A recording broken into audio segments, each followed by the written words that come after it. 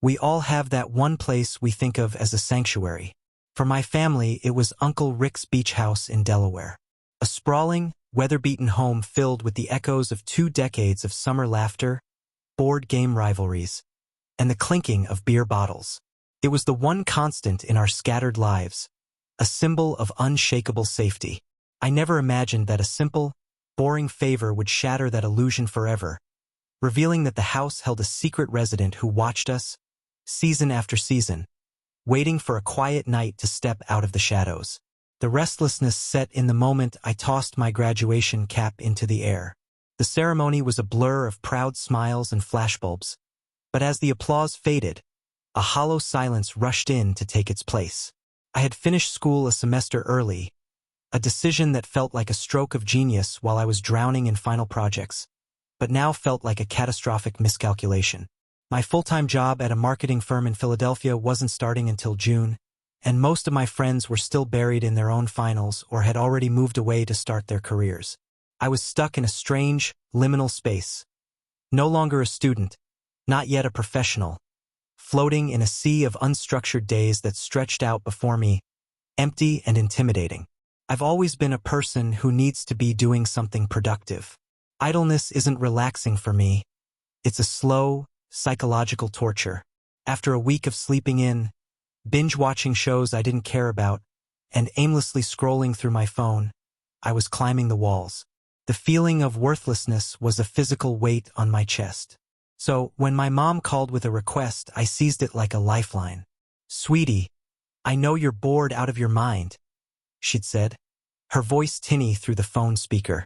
"Would you be a doll and run down to Uncle Rick's place?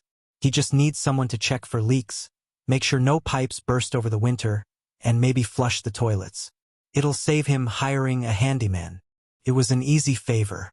A 2-hour drive from our home in Pennsylvania to the quiet shores of Rehoboth Beach, Delaware. I loved that drive, the way the dense, green forests gradually gave way to flat, sandy plains and the sudden, sharp smell of salt marsh. I agreed instantly, already feeling a sense of purpose I hadn't felt in weeks. I decided to leave on a Thursday afternoon, a decision that, in hindsight, was my first mistake. I figured I'd miss the weekend traffic, but I hadn't considered how the fading light of a late spring day could transform a familiar landscape into something foreign and vaguely menacing. The drive was as chill as I'd expected, my playlist the only company I needed. I pulled into the shell-covered driveway just as the sun was beginning to bleed orange into the sky. The house stood exactly as I remembered it. A 3-story cedar-shingled giant, its gray wood weathered by decades of salt spray and sun. It wasn't a fancy house, not by the standards of some of the newer monstrosities going up along the coast, but it was ours. It was the site of legendary 4th of July parties, of childhood games of hide-and-seek that spanned all 3 floors, of my cousins and I sneaking cheap beer onto the rooftop deck. Seeing it now, silent and dark, felt like looking at a beloved relative who had fallen into a deep coma. I fumbled with the heavy keychain. Rick still used old-fashioned deadbolts, and pushed the front door open. The smell hit me first.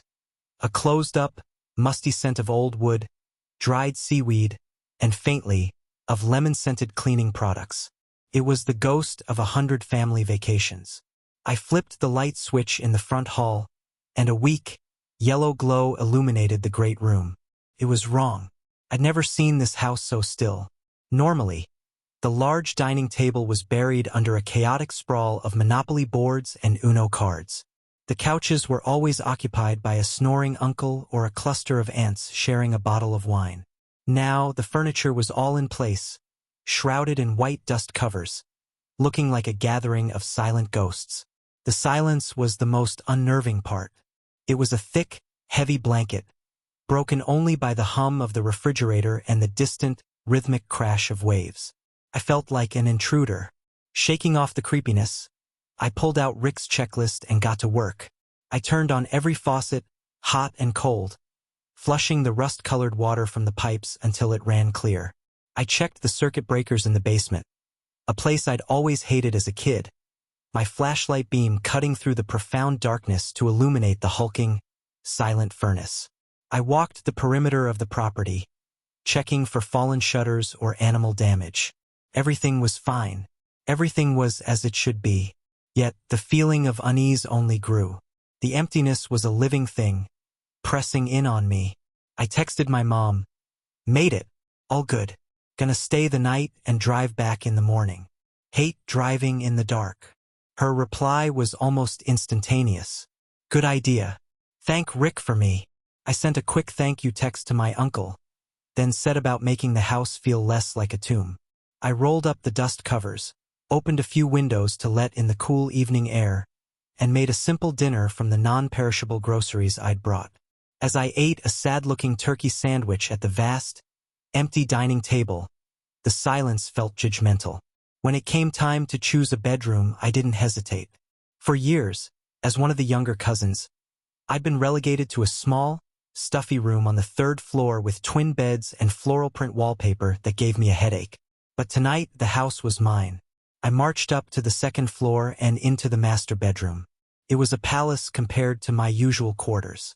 A king-sized bed with a thick, plush mattress, a private bathroom with a giant jacuzzi tub, and a massive, walk-in closet big enough to hold a small car. This was where the adults slept, where my parents and aunts and uncles would retreat after we kids had been put to bed. Claiming it felt like a small, rebellious act. I washed up, the sound of the running water abnormally loud in the quiet house, and climbed into the impossibly comfortable bed around midnight. Exhaustion from the drive and the mental weight of my recent inertia pulled me under quickly, and I fell into a deep, dreamless sleep. I don't know what time it was when I woke up. Only that one moment I was unconscious, and the next I was violently, utterly awake. My heart was already hammering against my ribs, a frantic drumbeat in the silent darkness. I hadn't been awakened by a nightmare or a noise outside. Something had pulled me from sleep from inside the room. I lay perfectly still, my ears straining. The house was silent again. Maybe it was nothing. Maybe it was the house settling, an old pipe groaning, the wind. Then I heard it. A soft, muffled thump came from the walk-in closet. My blood ran cold. Every childhood fear of monsters under the bed, every anxiety I'd ever dismissed as irrational, came flooding back. I slowly, painfully slowly, craned my neck to look across the dark room toward the closet door. It was closed. The simple act of moving my head felt like a monumental risk, as if I were alerting whatever was in there to my awareness. My mind was screaming, fully alert, but my body was a lead weight. It was a bizarre, terrifying sensation, like sleep paralysis, but I knew I could move if I really tried. I just didn't want to. I didn't want to know. Primal, cowardly. Part of my brain insisted that if I didn't move, didn't make a sound, it would go away. I squeezed my eyes shut, my fists clenching the sheets. Just go back to sleep. It was the house. It was nothing. And I almost convinced myself. My breathing began to slow. The edge of sleep started to pull at me once more. Then it happened again. Thump. This one was clearer, more deliberate. It wasn't a settling sound. It was the sound of something, or someone, bumping against the back of the closet. My eyes flew open. I was no longer just scared. I was petrified. A cold sweat broke out on my forehead. As I lay there, a new, even more terrifying sensation washed over me. It was as if an invisible force was pressing down on me, pinning me to the mattress. This was real paralysis. I couldn't move my arms, my legs, my head. I could only stare in wide-eyed horror at the closet door, my breath caught in my throat. I listened, every fiber of my being focused on that door. And then, the softest, most agonizing sound I have ever heard. The slow, metallic creak of the closet door handle turning. The door didn't swing open. It inched open, a sliver of deeper blackness appearing in the dark room. Through my barely open eyes, feigning sleep, I watched as a figure emerged. It was a man, a dark, silhouetted shape against the faint light from the window. He was tall and gaunt, and he moved with an unnerving silence. He didn't rush or fumble. He simply stepped out of the closet and stood motionless at the foot of the bed, looking down at me.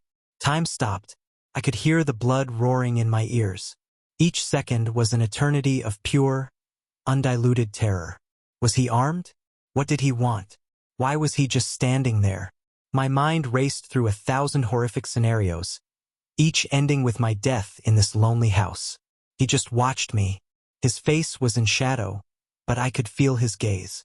Felt vacant. Not angry, not predatory, just present. After what felt like an hour but could only have been 20 seconds, he turned. Silently, he walked across the room and out the bedroom door. I expected to hear his footsteps recede down the stairs, toward an exit.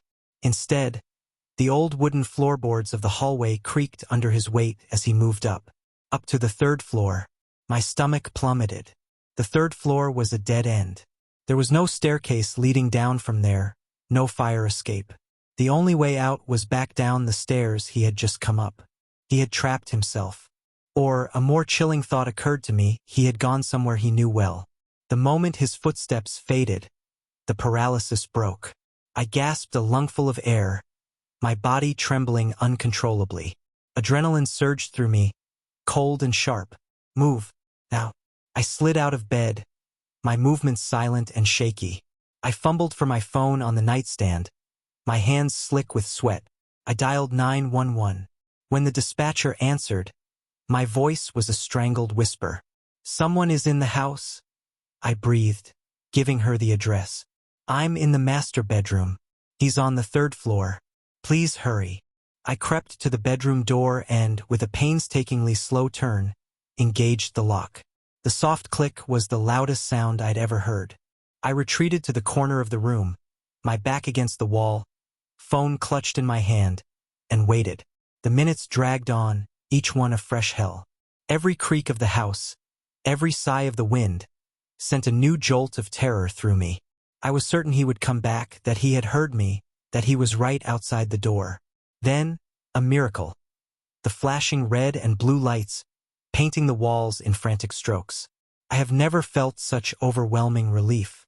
I burst out of the room, flew down the stairs, and threw open the front door, nearly collapsing onto the 2 police officers standing there. "They're inside. He's on the 3rd floor." I stammered. They didn't hesitate. They moved past me, their flashlights cutting beams through the dark house, their voices sharp and authoritative. I waited on the front steps, the cool night air doing nothing to calm my racing heart. It didn't take them long. They came back out, looking frustrated. "The house is empty, ma'am," one of them said. "Empty? That's impossible." I heard him go up. "There's no way down."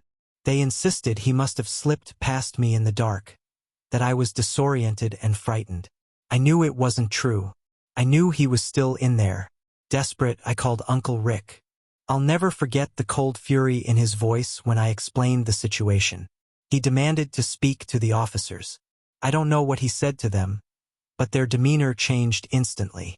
"Sir, we've already conducted a search." "Yes, sir. We'll do it again." This time, the search was different. They were methodical, thorough. They had me follow them, my own personal nightmare tour of the house I loved. They opened every closet, checked under every bed, tapped on walls looking for hollow spaces. They pulled back every shower curtain. It was in the small bedroom on the 3rd floor, my room, that they found it. One of the windows was unlocked.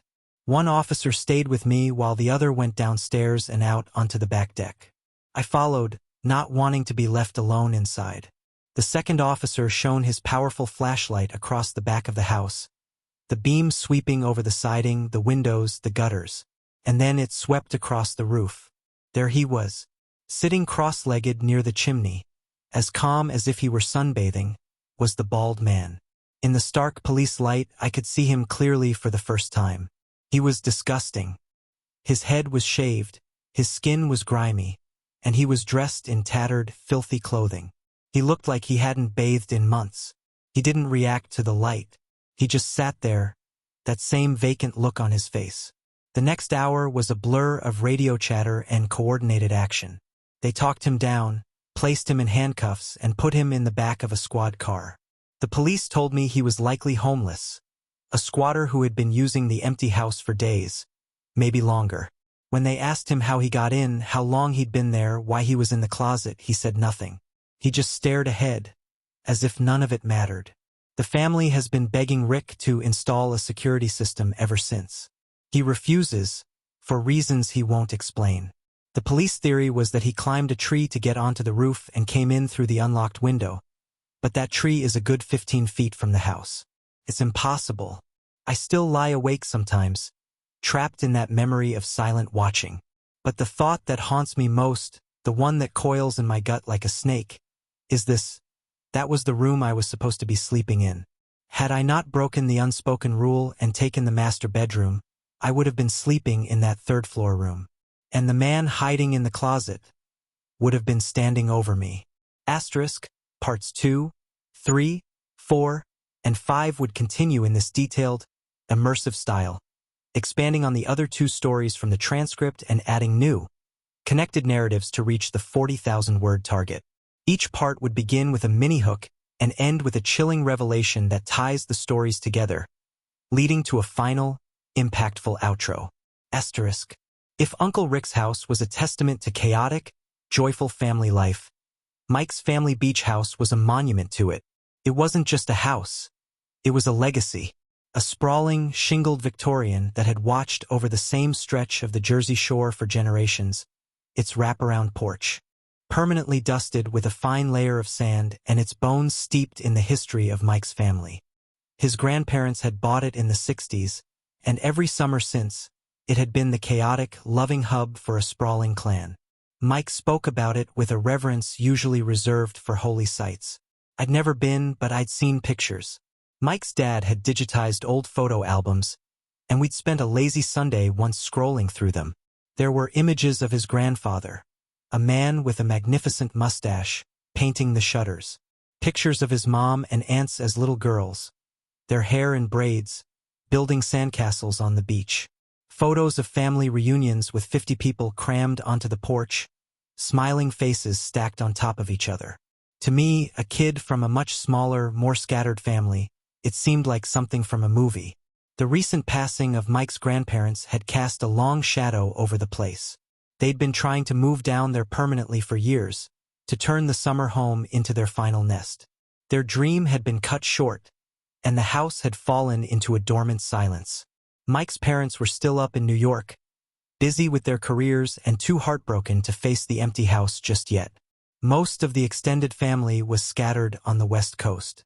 The house, for the first time in half a century, was truly alone. The upside, Mike told me, was that he had been given the keys, essentially free rein to use it whenever he wanted. His dad had muttered something about eventually renting it out to offset the property taxes, but that was a problem for another day. For now, it was ours.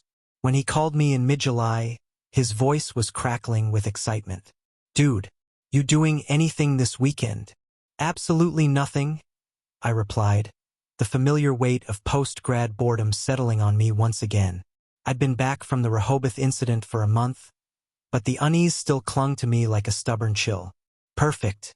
Pack a bag. We're going to the shore. My place." He didn't have to ask twice. The thought of getting out of my parents' house, of breathing air that didn't feel tainted by my own anxiety, was an immediate yes. His plan was simple and exactly what I needed. No crazy parties, no complicated itineraries. We'd hang out, maybe hit the beach, walk the boardwalk, and just exist somewhere else for a couple of days. That Friday, he picked me up in his beat-up Jeep, my duffel bag joined his in the trunk, and we hit the road with the windows down. The drive was a 2-hour therapy session, filled with loud music and easy conversation that carefully avoided the topic of dark closets and silent figures. We pulled up to the house just as the evening sun was casting long golden shadows. It was even more impressive in person. It stood 3 stories tall, a proud old lady with a slightly sagging porch and a widow's walk on the roof. The paint was peeling in places, and one of the shutters hung at a drunken angle, but it had character. It had soul. "Welcome to Casa del Mike's ancestors," he said with a grin, jangling an enormous keyring. The key turned with a satisfyingly heavy clunk.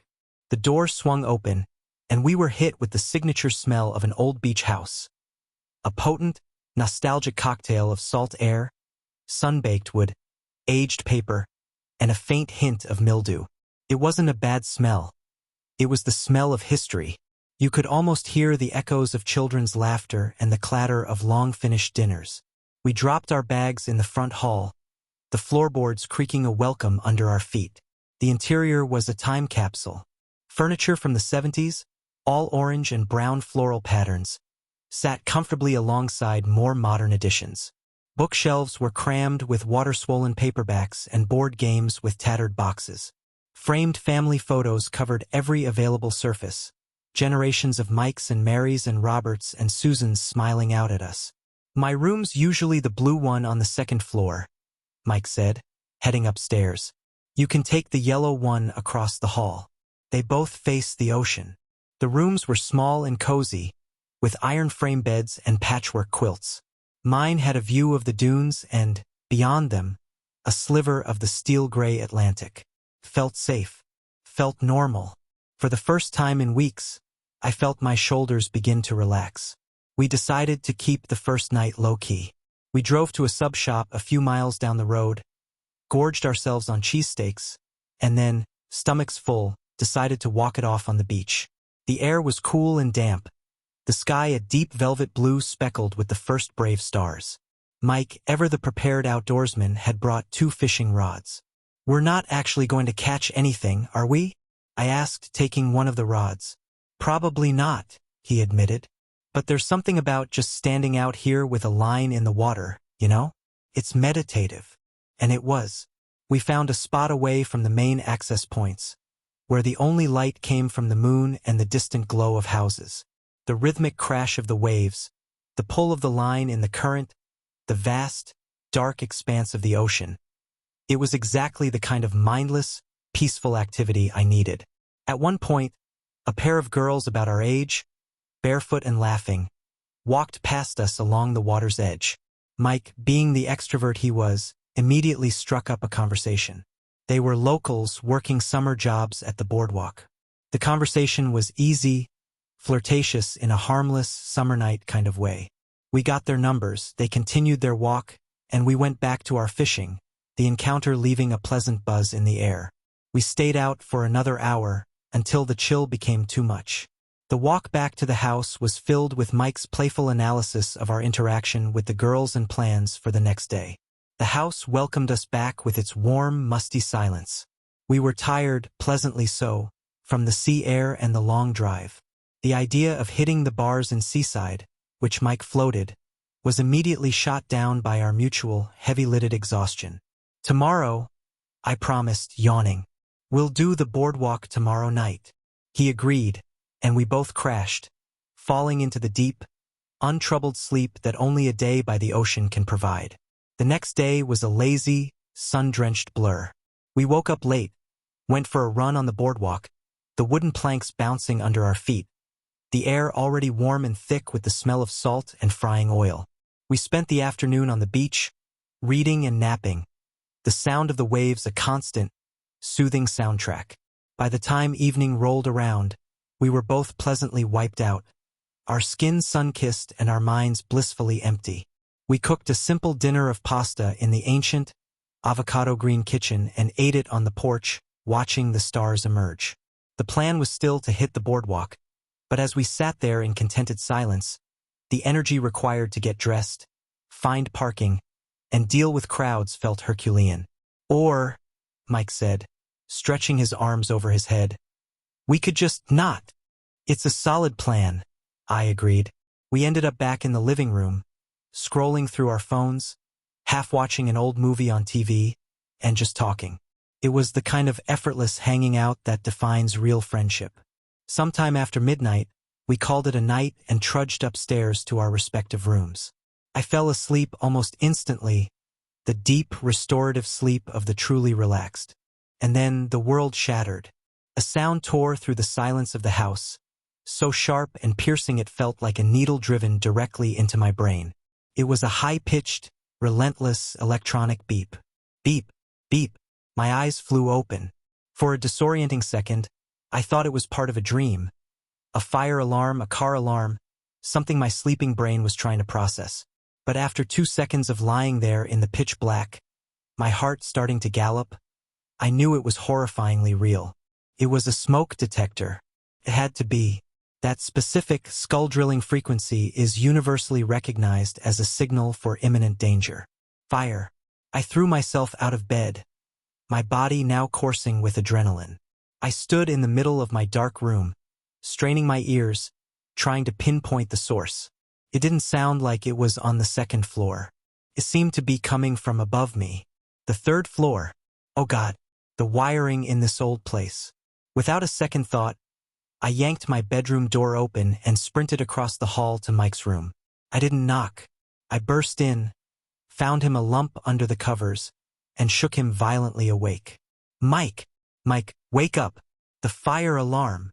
He jolted upright, his eyes wide with instant panic. He didn't ask questions. He was out of bed in a flash, not even bothering to grab a shirt. The two of us, hearts hammering in unison, bolted out of his room and toward the narrow staircase that led to the third floor.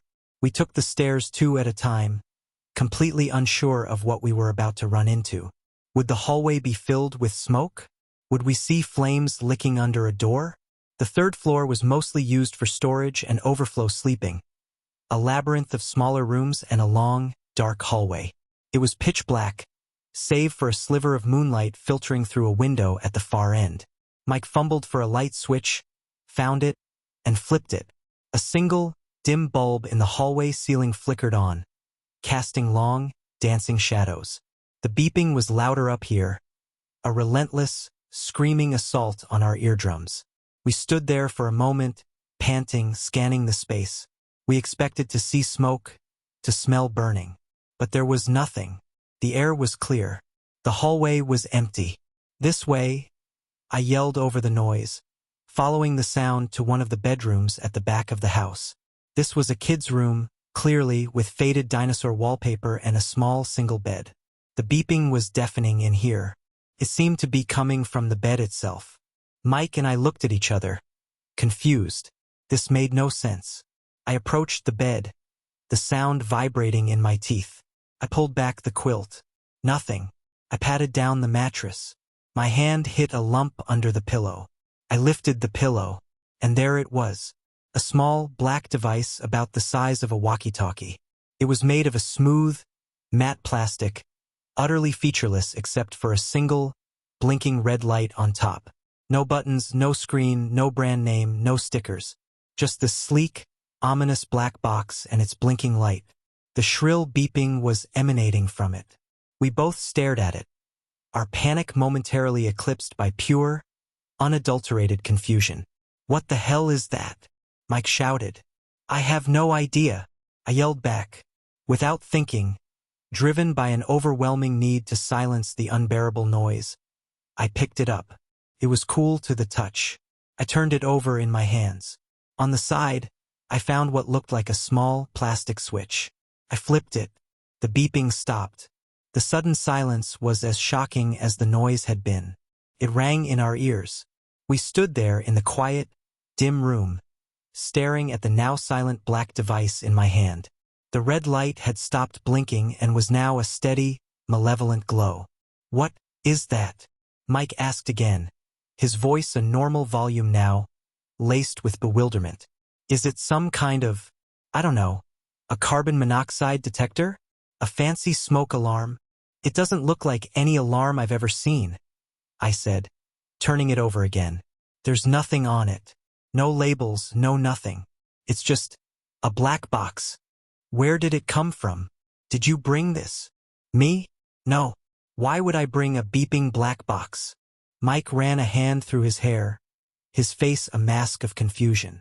"My family wouldn't have this. My grandparents were technophobes. My dad hates gadgets. This isn't theirs." We spent the next hour in a state of escalating unease, sitting on the floor of the hallway, the device between us. We tried to rationalize it. Maybe it was a backup alarm one of his relatives had bought and forgotten about.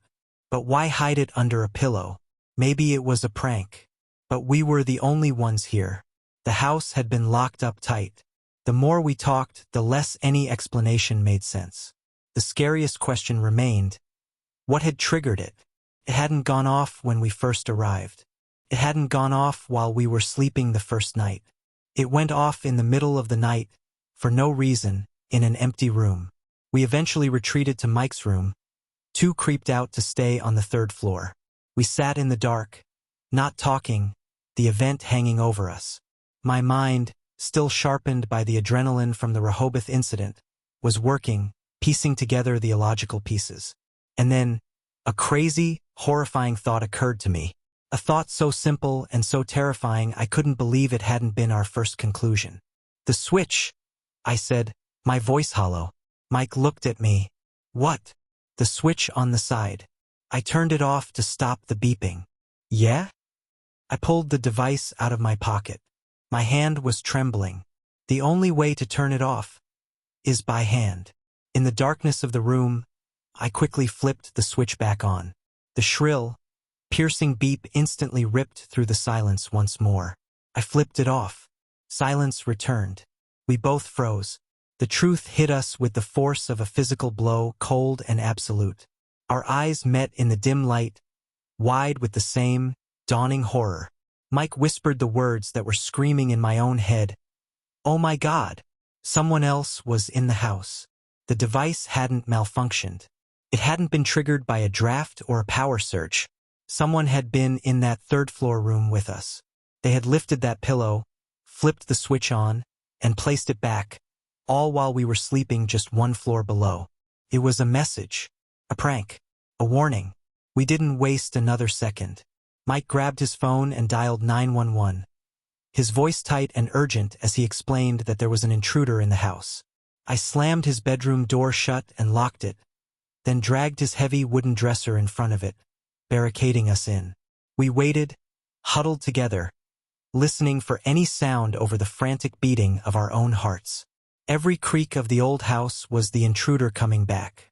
Every sigh of the wind was a breath outside the door. It felt like an eternity before we saw the welcome flash of police lights through the window. We moved the dresser, unlocked the door, and practically fell down the stairs to meet them. We gave them a rushed, panicked explanation about the device and our realization. They told us to wait outside by our cars while they cleared the house.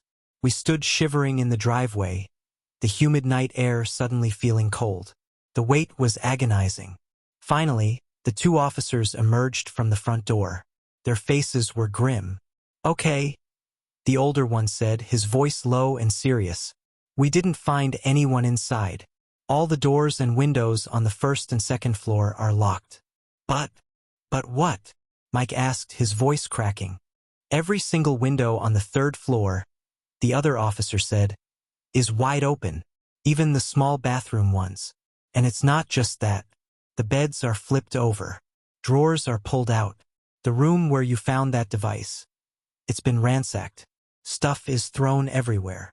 I felt the blood drain from my face. "That's impossible. It was neat when we were up there. We would have seen it." "You need to see this," the officer said. They escorted us back inside and up to the third floor. The scene was one of pure, malicious chaos. The bed in the dinosaur room was flipped on its side. A dresser had its drawers yanked out, their contents, old clothes, board game pieces, yellowed books, spilled across the floor. It was a nightmarish transformation that had happened silently, just one floor below us, while we were theorizing about the device. The police found no one, no fingerprints, no weapons, nothing but the evidence of a violent, silent intrusion. They told us to make sure all the windows were locked from now on and to call if anything else happened. Then they left, leaving us alone in the violated house. We didn't feel safe. The idea that someone had been moving through the house with such intimate knowledge, such silent precision, was worse than a straightforward confrontation. It was psychological warfare. We spent the rest of the night in the same room, with the dresser pushed against the door, not sleeping, just waiting for the sun to come up. We left first thing in the morning, the beautiful old house looking sinister in the rearview mirror. We never found out who it was or what they wanted. The device which we took with us was just a cheap, generic electronic component, untraceable. Mike's family eventually installed an alarm system, but they rarely used the house anymore. The joy had been sucked out of it. Sometimes I'll get a text from Mike late at night. It'll just be a single sentence, a shared fear that has never left us. You think they ever really left? Life after the incident at Mike's family beach house took on a strange, muted quality. The world, which had once felt full of possibility, now seemed to be lined with hidden threats. I jumped at slamming doors. I scrutinized every stranger's face in a crowd. The comfortable silence of my childhood home now felt like a prelude to some unseen danger. My parents noticed the change, of course, the way I'd double-check the locks before bed, the way I'd tense up if a car idled too long outside. They attributed it to post-graduation anxiety, the natural stress of entering the real world. I didn't correct them. How could I explain that my reality had been fundamentally altered, that I now understood the world contained pockets of pure human malevolence? It was in this state of hypervigilance that I received the invitation from Lindsay. Lindsay had been my closest friend in college, sharp, fiercely loyal, and blessedly normal. While I'd been grappling with shadows in beach houses, she'd been interning at a glossy magazine in New York, living the life I'd once imagined for myself. Her text was a burst of light in my dim existence. "Hey you, my parents are in Switzerland for a conference. The beach house is free this weekend. Me, you, Sabrina, Thea. 3 nights of salt air, bad wine, and no responsibilities. Say yes. I need this." My first instinct was to say no. The thought of a beach house, any beach house, sent a cold jolt of anxiety through me. But the names Sabrina, Thea, evoked a sense of nostalgia for a simpler time, for late-night study sessions and laughter that didn't feel strained. These were my people, and a part of me, the part that was tired of being afraid, reasoned that hiding in my room was no way to live. Maybe this was what I needed, to be surrounded by the unshakable normalcy of my oldest friends. I typed back, "I'm in. Just promise me it's not a creepy old Victorian." Her reply was instant. "It's about as creepy as a spaceship, ultra-modern. You'll love it. See you Friday." She wasn't wrong. When my car crunched up the crushed shell driveway that Friday afternoon, I actually gasped. Lindsay's family beach house was a masterpiece of minimalist architecture. A stark, geometric structure of glass, steel, and bleached wood that seemed to grow out of the dunes. It was all sharp angles and vast, transparent walls, a far cry from the cozy, cluttered nostalgia of Mike's place or the familiar, rambling warmth of Uncle Rick's. It looked less like a home and more like a fortress or a museum exhibit. It felt safe precisely because it felt so new, so sterile, so unlike the places where my recent horrors had unfolded. Lindsay greeted me at the door with a crushing hug. Sabrina and Thea were already there, unpacking groceries in the kitchen that looked like it belonged in a 5-star restaurant. The reunion was everything I'd hoped for. A cacophony of overlapping stories, easy laughter, and the immediate rekindling of a bond that time and distance hadn't eroded. For a few glorious hours, the weight lifted. I was just a 22-year-old girl on a weekend trip with her friends. The house was, as promised, spectacular. The open-plan living area offered a panoramic view of a private, white sand beach and the endless blue of the ocean. Everything was automated: lights, blinds, music, climate control. It felt like we were staying in a very expensive, very beautiful machine. "We're all sleeping in the same room, obviously," Lindsay announced, leading us down a hallway to a spacious bedroom with 2 sets of sturdy, modern bunk beds and its own attached bathroom. Slumber party rules are in effect. I didn't argue. The thought of having my friends mere feet away in the night was a profound comfort. That first evening, we decided to keep it low-key. We ordered pizza, drank a bottle of surprisingly good wine from her parents' cellar, and as the sky deepened to indigo, we walked down the wooden boardwalk path to their private stretch of beach. We brought a blanket, a cooler of White Claws, and Sabrina's portable speaker, which pumped out a soft, thrumming house music playlist. It was perfect. The air was warm, the stars were emerging, and the only light came from the moon and the distant, flickering glow of other houses down the shore. This is what peace feels like. I remember thinking, this is the antidote. It was Sabrina who saw it first. "Hey, what's that?" We all followed her gaze. Far down the beach, maybe a quarter-mile away, a faint, bobbing light was moving. It was a flickering, yellowish glow, swinging slowly back and forth as it progressed along the water's edge. "Probably just someone else with a flashlight," Thea said, taking a sip of her drink. But we all quieted down, watching it. There was something hypnotic about it, and something undeniably eerie. The way it moved was so deliberate. It wasn't stumbling or wandering. It was walking with purpose. As it drew closer, the single light resolved into 3 distinct points. 3 flashlights carried by 3 figures. They were still too far away to make out any features, just silhouettes against the shimmering path of moonlight on the water. My skin began to prickle. My heart, which had been so calm moments before, started a familiar, frantic rhythm. "Not again. Please, not again." Lindsay, ever the pragmatist, shrugged. "It's a public beach. Well, semi-public. They're probably just walking back to their house." As if they had heard her, one of the figures raised an arm and waved. A male voice, young and friendly, called out, "Hey there! Beautiful night, isn't it?" The sound of his voice, so normal and cheerful, broke the tension. Thea, who had always been the most outgoing and flirtatious of our group, immediately yelled back, "It's amazing! You guys come down here often." And just like that, the spell was broken. The 3 figures, now identified as just 3 guys, closed the distance. As they stepped into the dim light cast by our speaker, I could see they were our age, maybe a year or 2 older. They had the look of guys who spent a lot of time outdoors. Sun-bleached hair, tan skin, wearing board shorts and faded t-shirts. They were, for lack of a better word, handsome in a generic beach boy kind of way. "Mind if we join you?" the one who had spoken asked. He had an easy smile and bright blue eyes. Thea, of course, immediately made space on the blanket. Plenty of room. Introductions were made. The speaker was Leo, the one with the easy smile. His friends were Mark, quieter with a thoughtful gaze, and Jake, who was more muscular and had a tattoo of a wave snaking up his forearm. They were charming. Not overtly slick or predatory, just nice. They'd grown up spending summers here, they said. They were back for a long weekend, staying at a family friend's place a few houses down. We fell into an easy conversation. They were funny, self-deprecating, and seemed genuinely interested in our lives. They shared their beer, we shared our White Claws.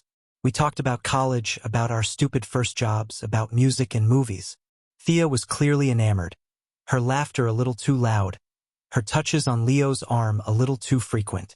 Sabrina was engaged in a deep conversation with Mark about photography. Even Lindsay seemed to be enjoying herself, bantering easily with Jake. I tried. I really did. I laughed at their jokes. I contributed to the conversation. But a cold knot of unease had formed in my stomach and refused to dissolve. My experiences had rewired me. I was no longer capable of seeing a friendly stranger without also seeing the potential threat lurking beneath the surface. I watched their eyes, looking for a flicker of calculation. I analyzed their questions, searching for a hidden agenda. I found nothing. They were just nice. But the feeling wouldn't go away. It was a whisper in my ear, a primal alarm bell that my conscious mind was desperately trying to silence. You're being paranoid. They're just guys. This is what normal people do. An hour slipped by, then 2. The beers and White Claws were gone. The moon was high in the sky. "You know," Leo said, stretching his arms behind his head, "our place is just down the beach. We've got a fire pit, more beer, actual chairs. You guys should come back." The invitation hung in the air. Thea's face lit up. Sabrina looked intrigued. Lindsay glanced at me, a question in her eyes. My entire being screamed no. It was a physical sensation, a revulsion so strong it made me feel nauseous. Every instinct I had, honed by recent trauma, told me that following 3 strange men to a secluded house was a catastrophic idea. But how could I say that? How could I articulate this deep, formless dread without sounding insane? I was the one with the problems. I was the one who was jumpy. I didn't want to be the buzzkill, the fragile friend who ruined everyone's fun. I think I'm gonna call it a night. Guys, I said, my voice sounding strained. I'm wiped from the drive.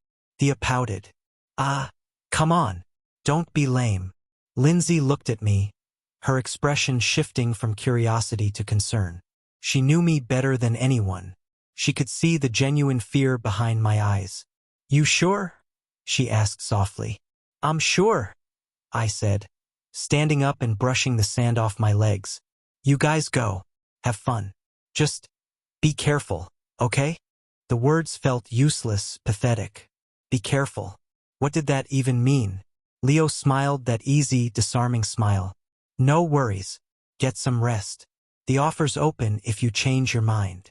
I watched as the 6 of them, my 3 best friends and 3 smiling strangers, walked off down the beach, their figures and their laughter swallowed by the darkness. A profound sense of foreboding settled over me, heavy and cold. I felt like I was watching a scene from a horror movie, screaming at the characters on screen not to go into the basement. The walk back to the house was lonely. The modern, angular structure, which had felt so safe before, now felt isolated and vulnerable. I went through my nighttime routine on autopilot, washing my face, brushing my teeth, the silence of the huge house pressing in on me.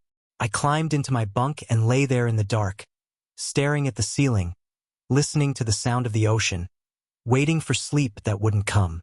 My mind was a torrent of worst-case scenarios. I checked my phone obsessively. No texts. I told myself I was being ridiculous. They were fine. They were just hanging out with some cute guys. This was what people our age did. Sometime after 3 a.m., my phone erupted, shattering the silence. The screen glowed with Lindsay's name and the FaceTime icon. Relief washed over me. She was checking in. They were on their way back. I answered, my voice thick with sleep. "Hey, you guys on your way?" I never finished the sentence.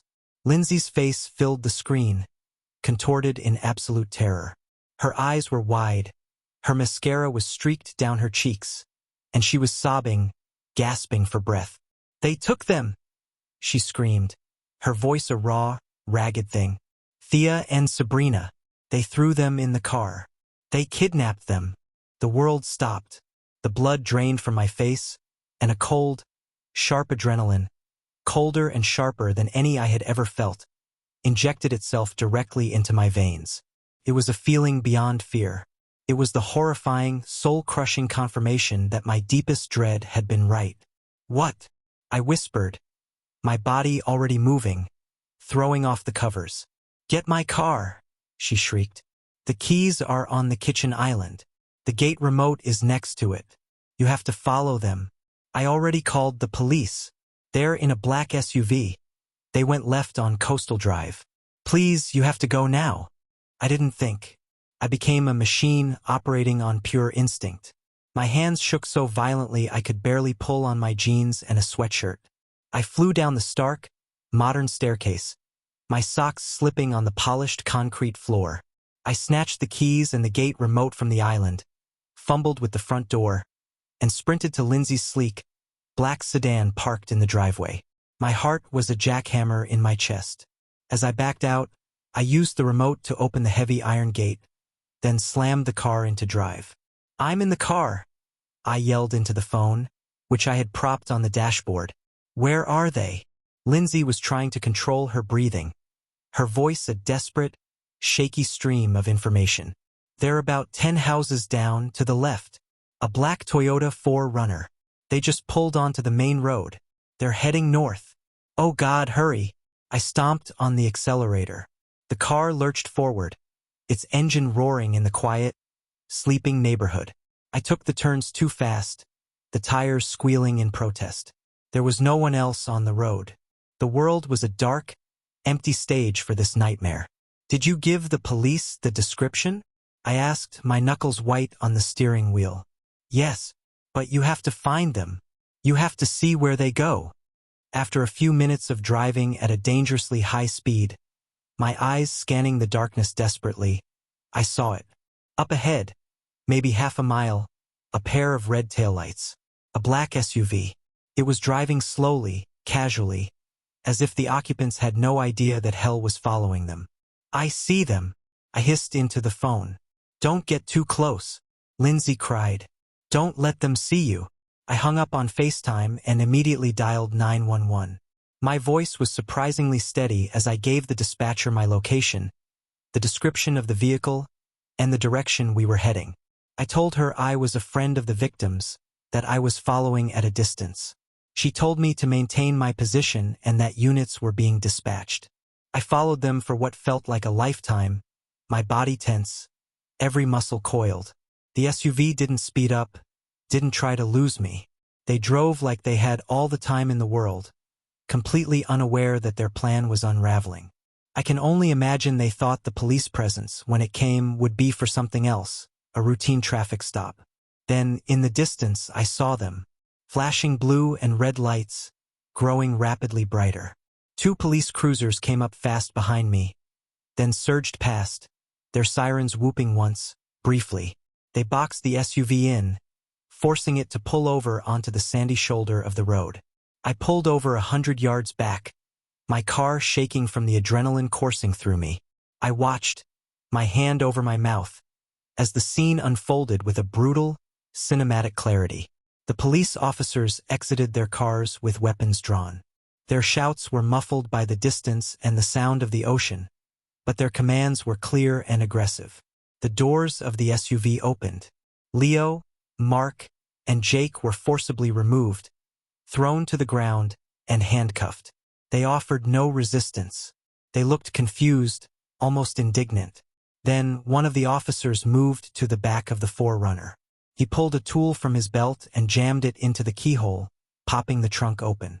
And there they were, Thea and Sabrina. They were curled together in the dark cargo space, their wrists and ankles bound with silver duct tape. Even from my distant vantage point, I could see the dark, angry bruises already blooming on their faces and arms.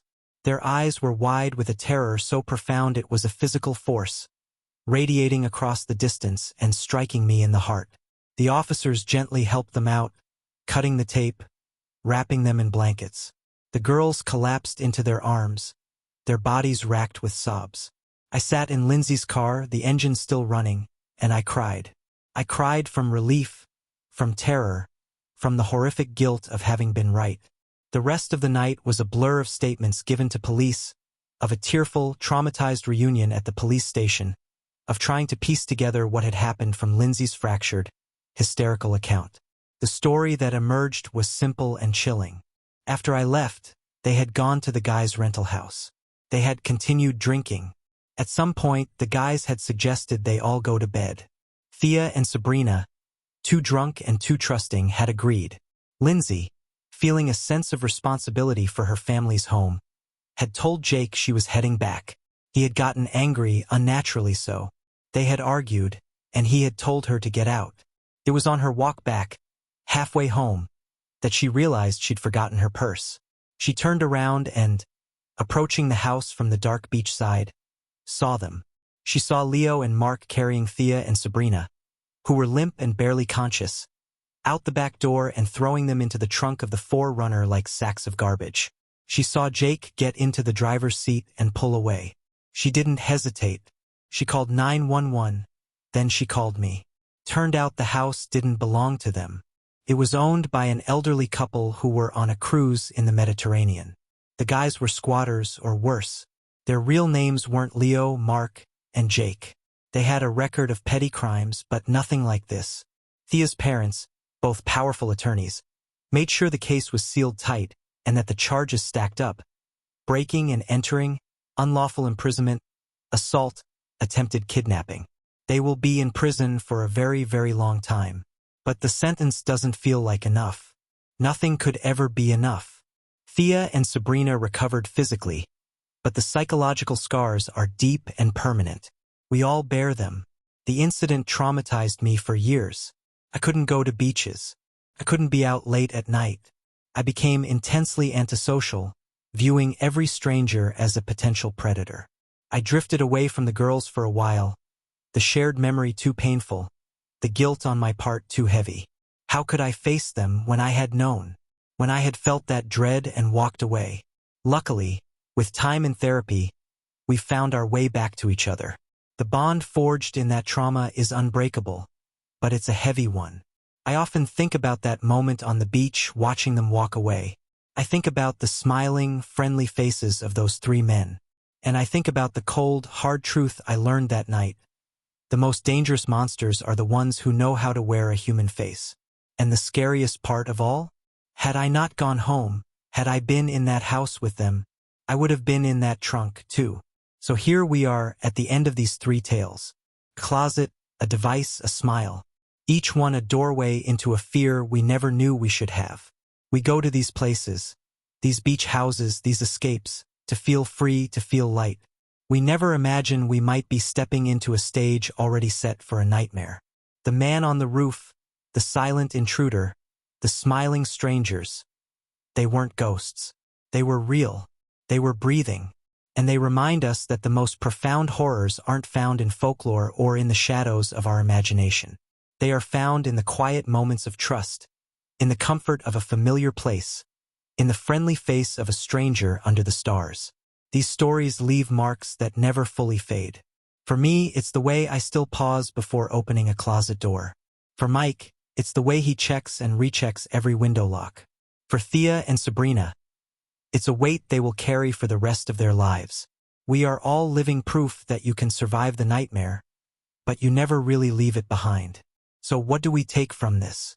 A warning, I suppose. Plea for vigilance. Trust your gut. That knot in your stomach, that whisper in the back of your mind. It's not paranoia. It's your most ancient instinct, the one that kept our ancestors alive. Listen to it. If a situation feels wrong, it is. If a silence feels too heavy, it is. If a smile seems too perfect, it probably is. Lock your doors. Check your windows. Look in the back seat. But more than that, lock your trust away until it's earned. Check the intentions of those you let into your life. And always look beneath the surface. The ocean's roar can mask the sound of a